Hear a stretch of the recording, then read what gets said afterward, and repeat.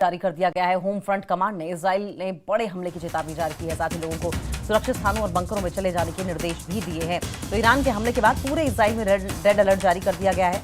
Home front commandos की बात करें अगर, तो होम फ्रंट कमांड जो है उसने इजराइल ने बड़े हमले की चेतावनी जारी की है। साथ ही लोगों को सुरक्षित स्थानों और बंकरों में चले जाने के निर्देश दिए गए हैं। तनाव लगातार चरम पर पहुंचता चला जा रहा है और इस तनाव के बीच आप तस्वीरें देख रहे हैं किस तरीके से अटैक की तस्वीरें सामने आ रही हैं। ईरान और इजराइल के बीच तनाव बढ़ रहा है। शुक्रवार को इजराइल के हमले के बाद ईरान ने पलटवार किया और ईरान ने जवाबी कार्रवाई में करीब 200 बैलिस्टिक मिसाइल का इस्तेमाल किया। हमले में इजराइल की वॉर मिनिस्ट्री के नुकसान होने का भी दावा किया जा रहा है।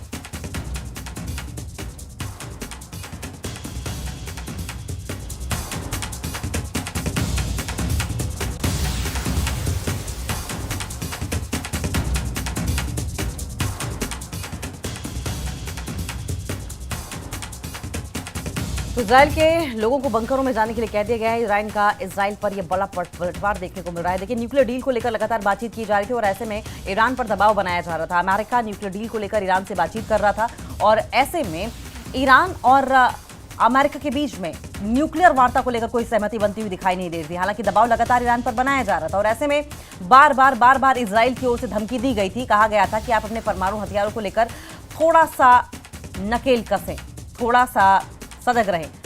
न्यूक्लियर संवर्धन को लेकर, न्यूक्लियर इनरिचमेंट को लेकर इजराइल खुश नहीं था ईरान के और ऐसे में इजराइल की ओर से बार बार धमकी दी जा रही थी। हालांकि अमेरिका की ओर से कोशिश की गई थी मध्यस्थता करने की। अमेरिका ने इजराइल को कहा था कि आप पेशेंस रखें, लेकिन जिस तरीके से इजराइल की ओर से अटैक किया गया उसके बाद फिर ईरान ने भी पलटवार किया। दावा किया जा रहा है कि ईरान ने 200 मिसाइलें दाग दी हैं इजराइल पर। हालांकि इजराइल ये कह रहा है कि हमने आसमान में ही इन तमाम मिसाइलों को निगेट कर दिया है।